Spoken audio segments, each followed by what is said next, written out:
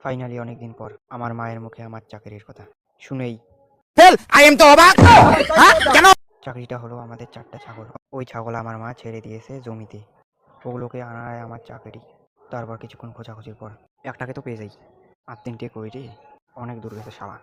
তারপর পেছন পেছন আস্তে আস্তে দৌড়ায় বাড়ি নিয়ে আসি, বাড়ি নিয়ে এসে বেঁধে দেই শালাকে।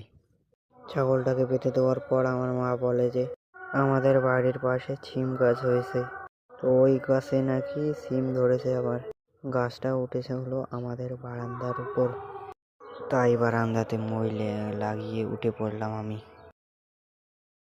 তারপর দেখি যে এখানে অনেক সিম হয়েছে, তাই আমার মা সিম ছিঁড়তে বলেছিল।